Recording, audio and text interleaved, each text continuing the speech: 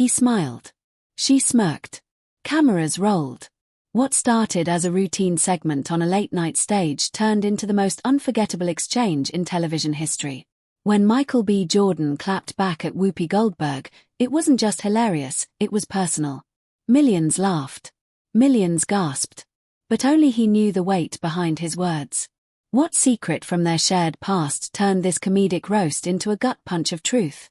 And when the laughter faded, who really had the last word?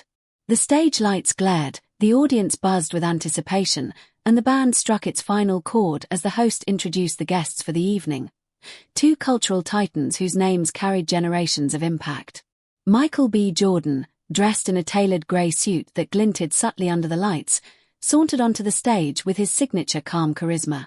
He gave a nod to the cheering crowd before extending a hand to Whoopi Goldberg, who was already seated in her throne-like guest chair, a knowing grin curling at the edges of her mouth. Dressed in an oversized white button-down and her trademark wire-rimmed glasses, she looked utterly unbothered, like a lioness waiting for a cub to try something foolish. The host barely managed to get through the introductions before the playful jab started. Whoopi opened with a classic line, chuckling, "Michael, you sure you're an actor? I thought you were just a walking Calvin Klein ad with dialogue." The crowd erupted with laughter, and even Michael cracked a smile, but his eyes narrowed just slightly, something flickered beneath the surface. He leaned forward, his voice velvet smooth.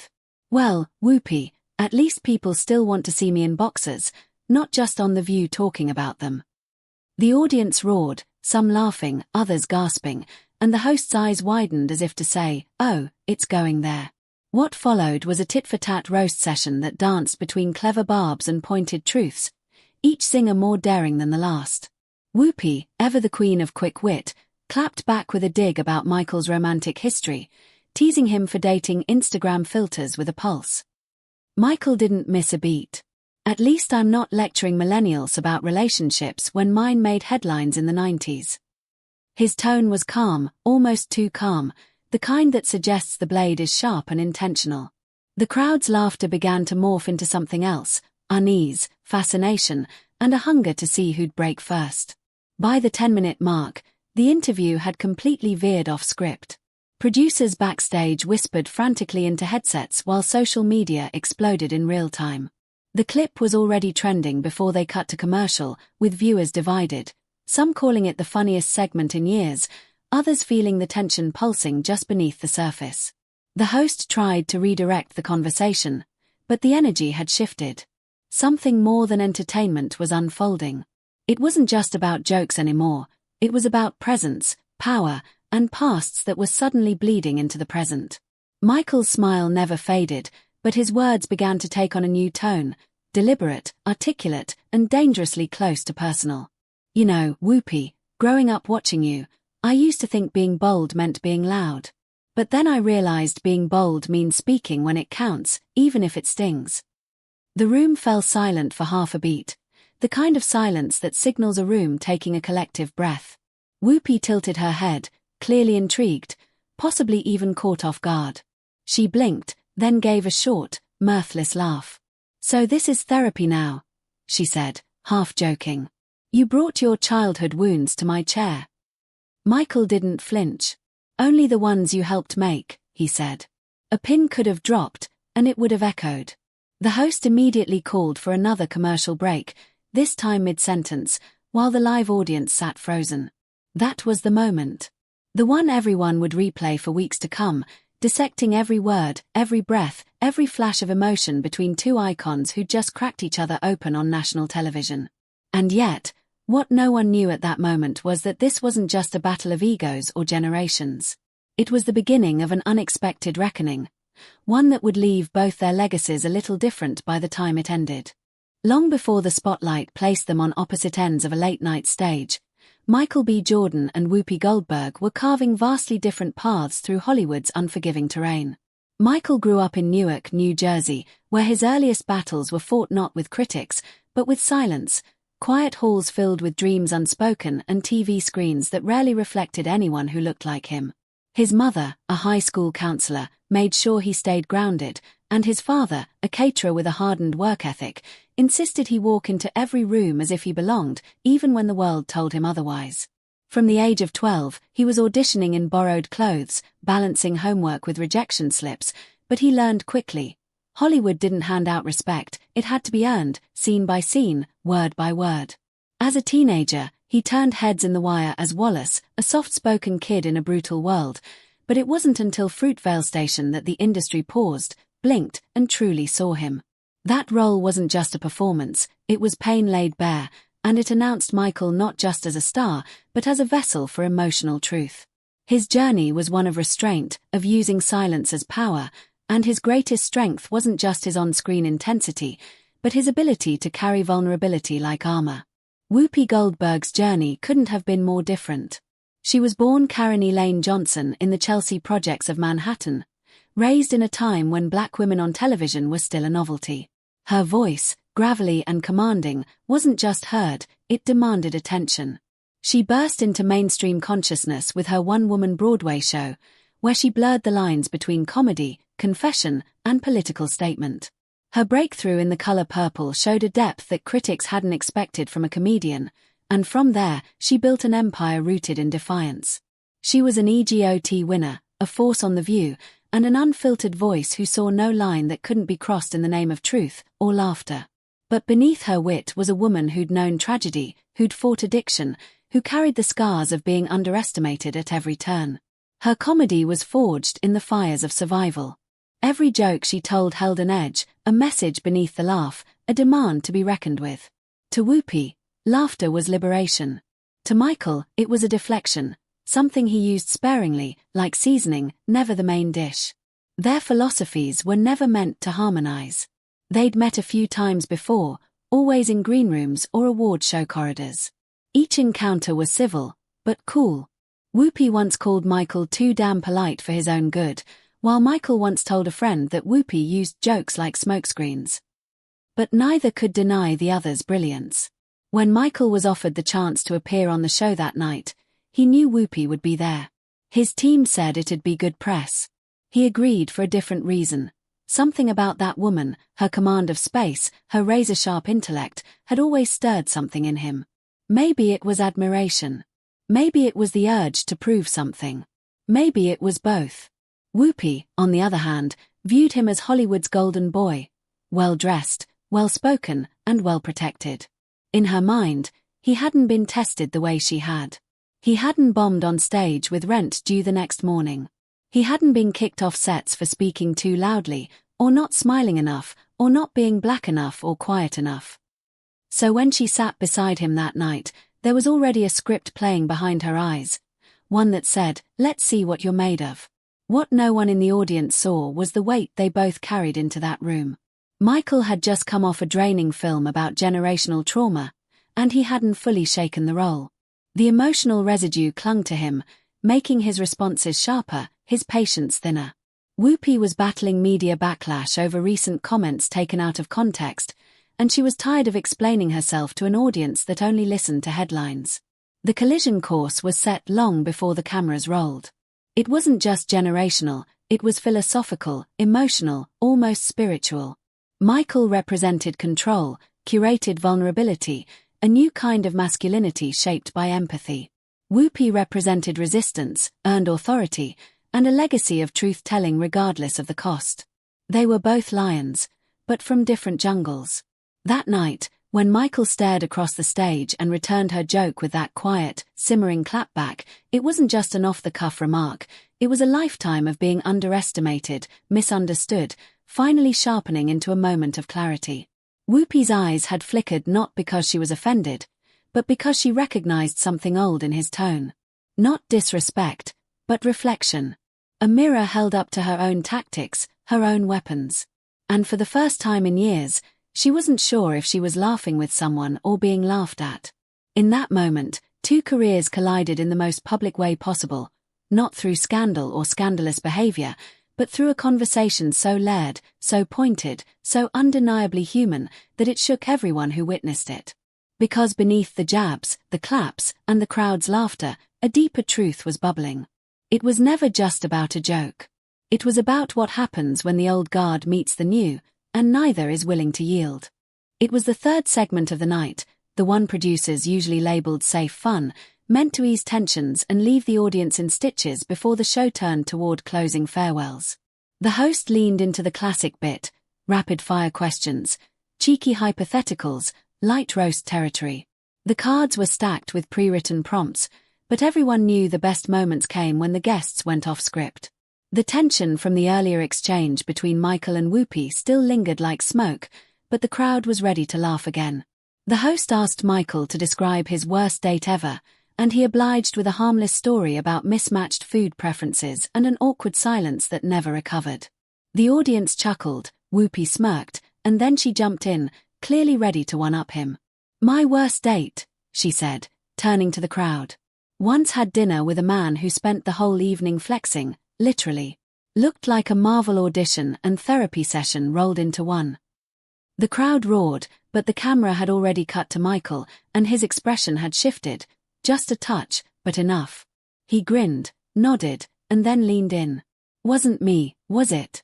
I know I've played a boxer, but I don't punch below the belt." Whoopi laughed, but Michael didn't stop there. "Actually, speaking of dates, I've always wondered how you manage to critique everyone else's relationships when your own love life could use a director's cut." The laughter this time was different. Nervous. Sharp. The audience wasn't sure whether to laugh or wince. Whoopi raised her eyebrows, mouth slightly agape. "Oh, we're doing that now?" she asked, half laughing, half warning. "Well, I guess we're skipping the scripted jokes tonight." The host shifted in his chair, signaling the producers. But Michael nodded, calm and composed. "Just keeping it real. That's what you always say, right? Say what needs to be said, no matter who's listening." His tone was respectful, but every word cut with surgical precision. What followed was silence, not the kind that kills momentum, but the kind that hangs heavy. Whoopi's eyes narrowed slightly, not in anger, but in appraisal. Then she smiled, leaned back, and delivered her counter. "You're right, I do keep it real. So let me return the favor." She turned fully toward him. "You're talented, no doubt. But every time I watch you on screen, I feel like I'm watching a man trying to cry without letting his face wrinkle." The crowd exploded, but Michael didn't flinch. In fact, he laughed, loudly, and applauded her like a proud opponent. "And yet I still get paid more than some of your co-hosts on The View," he said, smiling. A collective gasp swept through the room. Even the host's jaw dropped. The music guy in the corner hit the cue button too early, triggering the commercial bumper music, but the cameras were still rolling, and the damage was done. In the control room, the director yelled to cut the feed. Producers scrambled, and the broadcast was hastily sent to commercial, leaving home viewers with a disorienting jump and a flurry of hashtags already flooding Twitter. Backstage, things were worse. The host stormed off, headset off, visibly shaken. Michael sat in his chair coolly, sipping water. Whoopi, still seated, crossed her arms and stared at the floor. For a moment, no one moved. Then she stood, walked past Michael, paused just long enough to glance back, and said with a quiet smirk, "That's one way to write yourself out of Hollywood's good graces." Michael looked up, replied softly, "Or into its conscience." That line, picked up by a nearby boom mic, would be quoted in every headline by morning. The fallout was immediate. Within an hour, clips of the exchange were on every platform, dissected frame by analysts, fans, and comedians alike. Some called it a legendary roast, others labeled it a generational clash. But the undertone that stuck with everyone was unmistakable. This wasn't just banter, it was revelation. Michael hadn't just gone toe-to-toe with a comedy icon. He had dismantled the power dynamic in real time, exposing the fragile line between being funny and being cruel. The internet split down the middle. One half hailed Michael for standing his ground, calling it a moment of overdue reckoning. The other half accused him of disrespect, claiming his barbs lacked the playfulness needed for a public forum. But for Michael, it wasn't about optics. It wasn't even about revenge. It was about honesty. For years, he had watched Whoopi use humor like a scalpel, cutting deep, sometimes too deep, in the name of truth-telling. He had admired her brilliance but had also felt the sting of her words when they veered from critique to condescension. This night, this stage, was his moment, not to attack, but to equalize. And deep down, Whoopi knew it too. Behind her bravado was the realization that her sharpness had finally met its match. Not in rage, not in shouting, but in clarity and wit that mirrored her own. And that was perhaps the most shocking thing of all, not that Michael B. Jordan had clapped back, but that he had done so with her own weapons. And in doing so, had proven he was no longer the polite prodigy in the shadows. He had arrived. The following morning, the internet was no longer just buzzing, it was boiling. The segment between Michael B. Jordan and Whoopi Goldberg had transcended late-night antics and exploded into a full-blown cultural moment. News headlines screamed in bold fonts across screens, "Michael versus Whoopi, generations collide, live TV turned war zone, who went too far?" Clips were looped endlessly, slowed down, subtitled, dissected, and debated on every major platform. From Instagram Reels to Reddit forums, everyone had an opinion. It wasn't just the words exchanged that captivated viewers, it was the subtext, the crackling electricity between two icons unwilling to yield. Suddenly, what was supposed to be a light-hearted talk show became the epicenter of a nationwide conversation about respect, ego, generational differences, and the very boundaries of comedy and critique. The show's producers, blindsided by the reaction, went into damage control mode. A hastily written joint statement was released, emphasizing deep mutual respect between the guests and framing the clash as a passionate exchange between two brilliant minds. But audiences weren't buying it. Fan bases were splintering. On one side, Michael's supporters praised him for holding his own against a comedic powerhouse, calling it a masterclass in poised retaliation. They framed him as the symbol of a younger generation tired of being belittled under the guise of humor. On the other side, Whoopi's loyalists accused Michael of disrespect, claiming his comments were veiled digs laced with condescension. They argued that Whoopi had paved the way for people like him, and he had responded with arrogance instead of gratitude. Think pieces emerged like wildfire. Pundits on morning shows weighed in. Comedians began mimicking the exchange in stand-up routines. What had started as a one-night interview was now a movement, one sparking questions about who gets to critique whom, and what happens when the old guard is finally challenged by someone they didn't expect to bite back.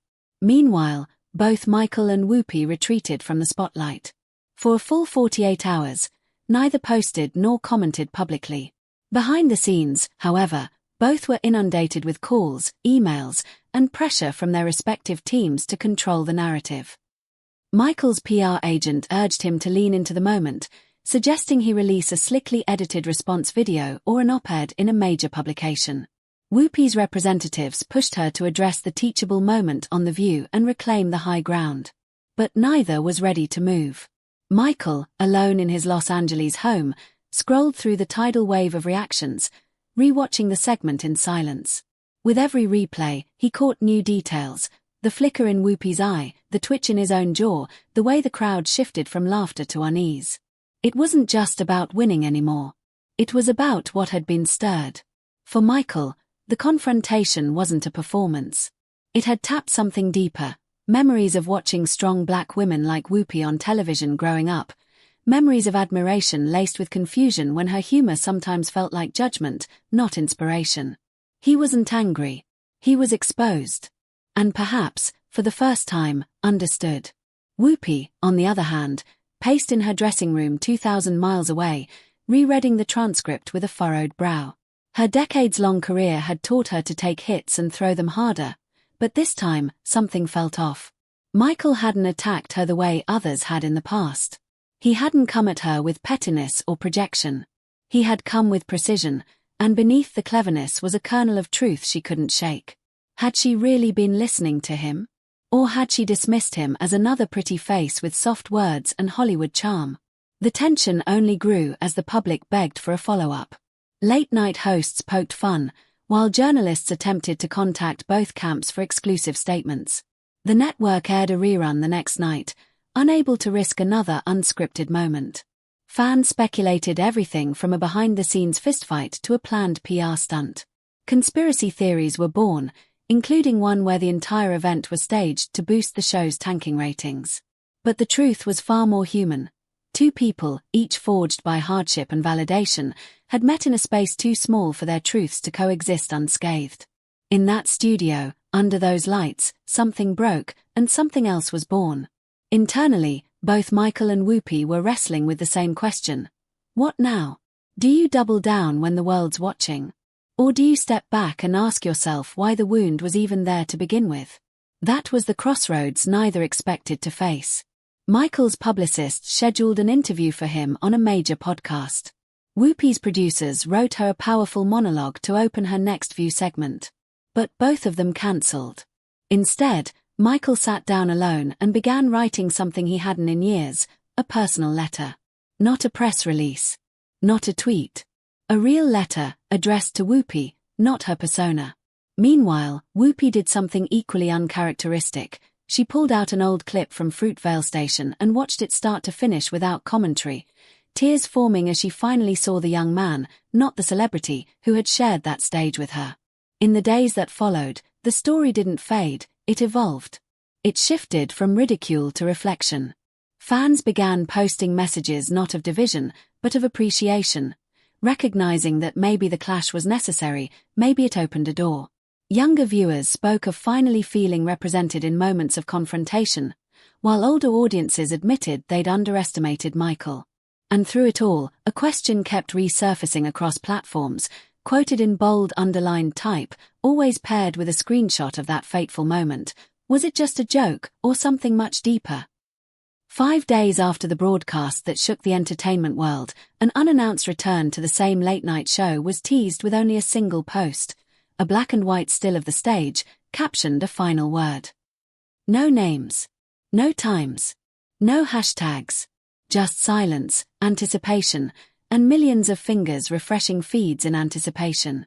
When the live broadcast finally aired, the host appeared subdued, almost reverent, seated alone with the studio lights dimmed and the familiar applause track conspicuously absent. He introduced the night's guest, Michael B. Jordan, without flair, and the camera panned to reveal Michael already seated, dressed in a simple black sweater, no jewelry, no entourage, just a folded paper in his hand and eyes that looked tired but certain. The audience, silent and breathless, leaned forward as Michael took a deep inhale and began not with a joke or a jab, but with a story. A story that no one expected. I was 8, he said, voice steady. And I didn't know what acting was, not really. I just knew there were people on TV who made you feel things, and one day, I saw this woman, dreadlocks, glasses, laughing like she owned the world, on the screen. The audience already knew who he meant, but Michael continued, unraveling a childhood memory so vivid it felt like it was happening live. It was Sister Act. My mom was folding laundry, and I was just mesmerized. Here was this woman who wasn't trying to be anything other than herself. Loud, unapologetic, wild, and kind. And something in me shifted. That night, I told my mom I wanted to be like her. Not a nun. Not a singer. But someone who made people feel like that. He paused, and the paper in his hand crinkled as he unfolded it. I wrote you a letter once, he said, looking at the camera. In high school. We had to write to someone who changed our lives. I never sent it. I thought, she'll never read this. She's too big. Too busy. He smiled faintly. But the truth is, Whoopi Goldberg is one of the reasons I became an actor. You taught me to be brave before I even understood what fear was. The studio was frozen in silence. No coughs, no shifting chairs, not even a whisper. Just the weight of the moment pressing down like gravity. So when I sat next to you that night, he said, and I felt the edge in your words, the same edge that used to lift me up, I didn't know how to respond. I wanted to laugh. I wanted to clap back. But mostly, I wanted you to see me. Not the suit. Not the Marvel star. Me. He let the words hang there before delivering the real twist. When I said what I said, it wasn't revenge. It was pain. The kind you feel when someone you've idolized makes you feel small. The confession was like a fault line cracking through the tension of the past week, reframing everything. Every barb, every smile, every clever comeback now revealed as a defense mechanism cloaked in humor. "It wasn't your joke that stung," he said. "It was realizing that maybe you didn't see me the way I saw you." There was a long pause before he folded the paper and placed it in front of him on the table. "I'm not here to defend myself," he added. "I'm here to tell the truth. Because sometimes, the strongest thing a man can do isn't fire back, it's explain why he flinched." The host, visibly emotional, thanked Michael, but Michael didn't wait for applause. He stood, nodded to the audience, and exited the stage as quietly as he had entered. The show didn't return to its usual format. Instead, it ended with the host looking into the camera, saying simply, "Sometimes, the loudest moments are the ones we never expected." Viewers sat stunned. Twitter imploded with reactions ranging from awe to tears to apologies from those who had rushed to judgment.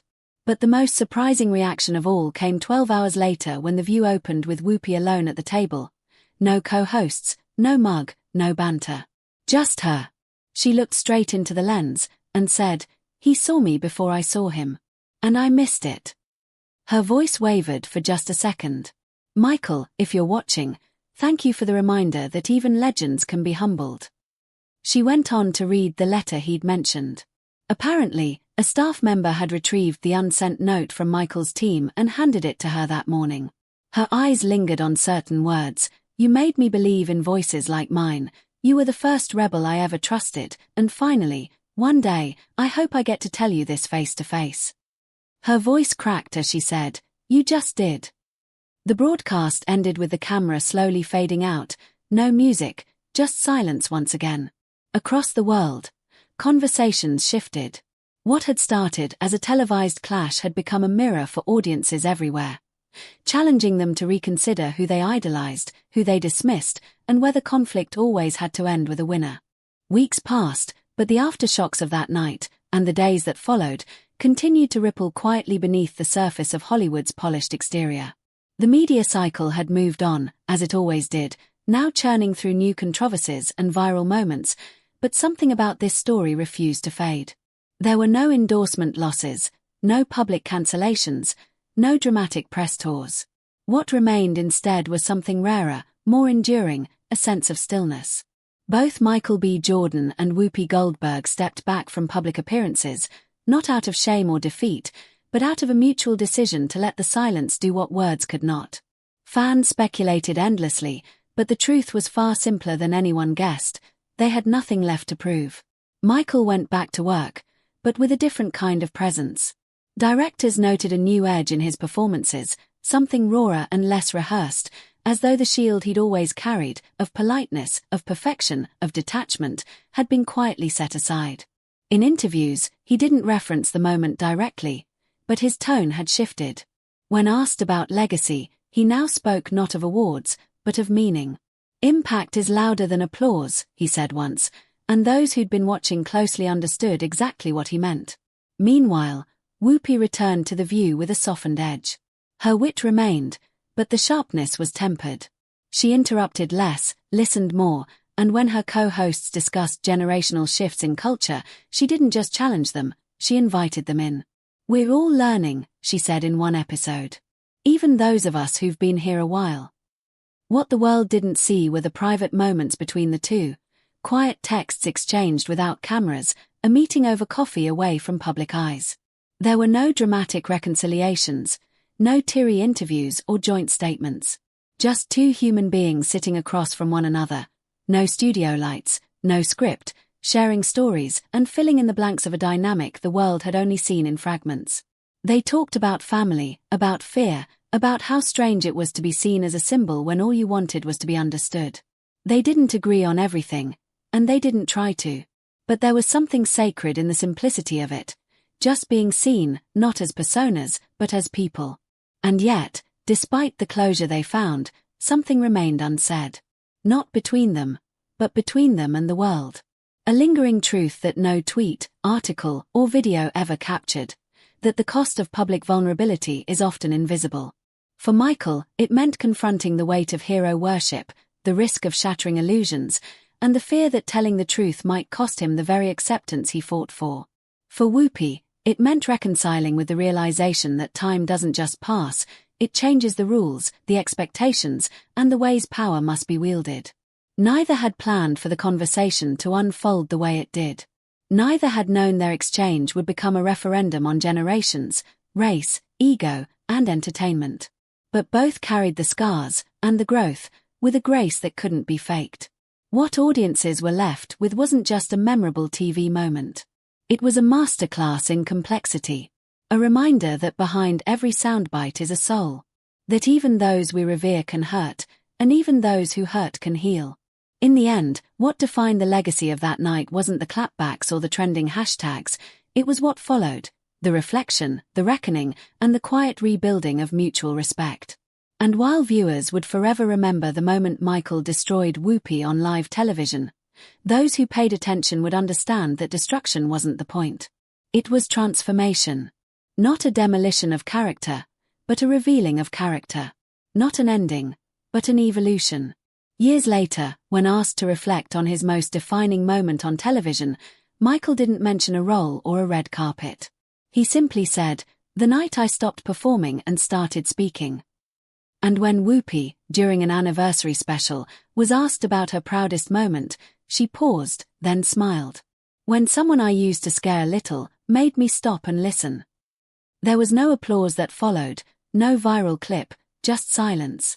The kind of silence that says more than words ever could.